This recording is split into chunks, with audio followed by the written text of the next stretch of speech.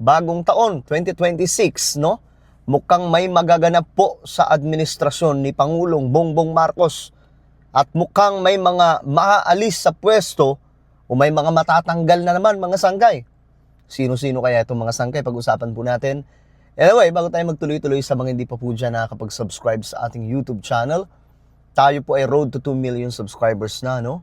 So sa mga hindi pa po dyan nakakapag-subscribe, makikita nyo po yung subscribe button. Sa baba ng video na to, i-click nyo lamang po yung subscribe, i-click ang bell, at i-click nyo po yung all. Sa mga nanonood po sa Facebook, i-follow nyo po yung ating Facebook page. Okay, ito yung balita ngayon mga sangkay. PBBM ikakasa malawakang cabinet revamp. Ang naalala ko dito mga sangkay, nung nagkaroon po ng lahat ng mga sekretary ni PBBM ay courtesy resignation. Tapos may mga natanggal noon mga sangkay, may ilan din po na mga natanggal, no?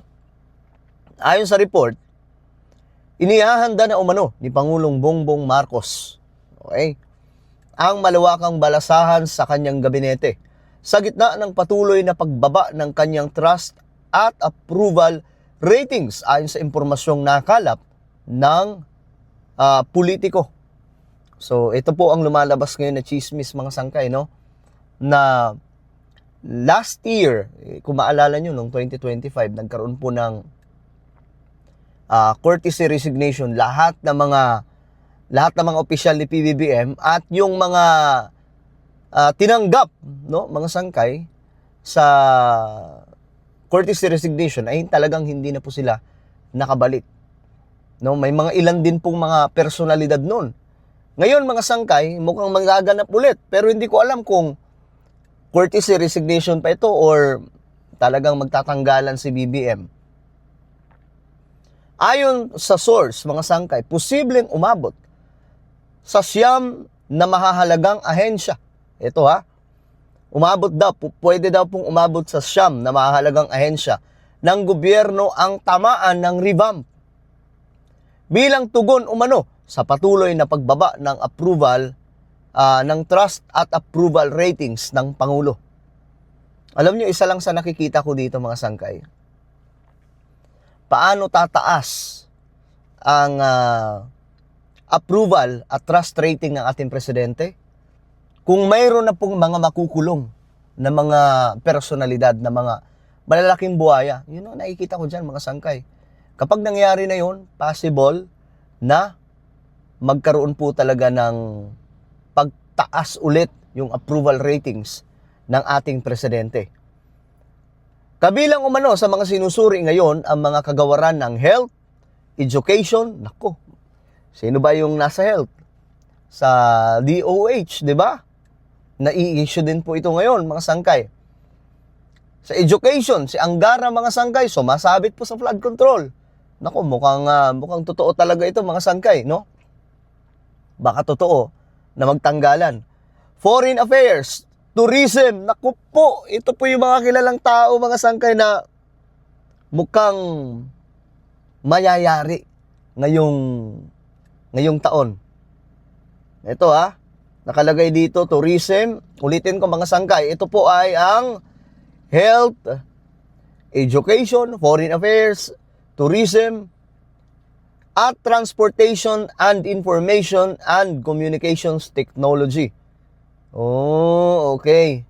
So, ayan mga sangkay, yan po yung possible na malagas, no, ngayong taon mga sangkay, na mga namumuno dyan. Nako, ako mukhang natutunugan ko na ito mga sangkay kasi 2025, itong mga taong namumuno dito, maliban po dito sa DICT po ata ito, or Transportation and Information Communications Technology.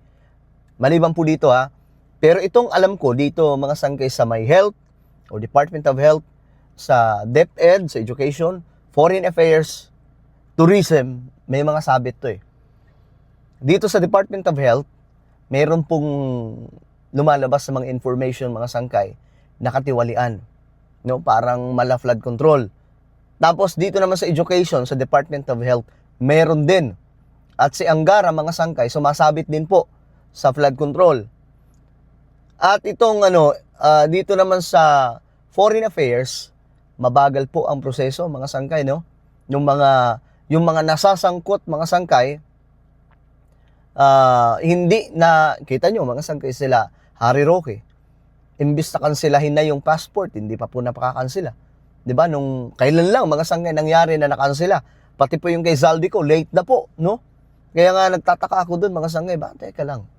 Bakit naman ganun? Bakit parang ang bagal ng aksyon? Tapos itong tourism, naku. Ito, mga sangkay, may mga nananawagan dito na alisin na po itong si Frasco ba ito? Yung babae mula sa Cebu. Well, tingnan po natin, mga sangkay, kung kasama po siya sa malalagas. Sabi dito, pati rin umano ang Department of Economy, Planning and Development, Department of Public Works and Highways, nako, at Bureau of Customs, nako, mukhang, ano to, malalagas sila Dizon? May possible ba na malagas dito sila Dizon, mga sangkay, ano? Ayon pa sa source, isang cabinet official ang sinasabing pinaka-namimiligro sa posisyon. Ito na yon, si Health Secretary Ted Herbosa. Ito, mga sangkay, last year pa po naririnig na natin itong mga sangkay, pero kumapit pa rin Pero mukhang ngayon, mga sangkay, namimiligro na po talaga. Mukhang mayayari siya dito, mga sangkay. Ngayon, eto pa, no? Naghahanap na umano si PBBM ngayon, mga sangkay, ng ipapalit daw kay Herbosa dahil sa sunod-sunod na kontrobersiya at reklamo sa kawalan ng kakayahan sa pamamalakan sa Department of Health. Marami na po ang gumisa dito, mga sangkay. Marami na po ang nagreklamo at mukhang ngayon, papalapit na po tayo, mga sangkay, sa kumbaga, sa dead end ng kanyang panunungkulan sa Department of Health, no? Ayon sa source, nagsawa na raw ang Pangulo dahil sa bawat issue, di umano, mga sangkay, Malacanang ang sumasalo at wala raw nakikitang pagbuti. Sabi dito, Herbosa may have survived past purges, but this time, the feeling inside is that the clock has run out. Ayon po sa source. Ubos na ang pasensya ni PBBM di umano, mga sangkay. Matagal nang iniuugnay ang pananatili ni Herbosa sa kanyang posisyon dahil sa umano'y malakas na koneksyon sa loob ng okay, mga sangkay. Nako. Eto na. Magkakaalaman na po. This year, mga sangkay, alam nyo, marami pong magaganap. Kaya tumutok po tayo lagi. Marami pong magaganap. Dito po magkakaalaman kung sino ang matibay. Si Sara Duterte ba o si BBM? Kasi, ayon sa report, possible din daw po mag-file ng impeachment kay BBM.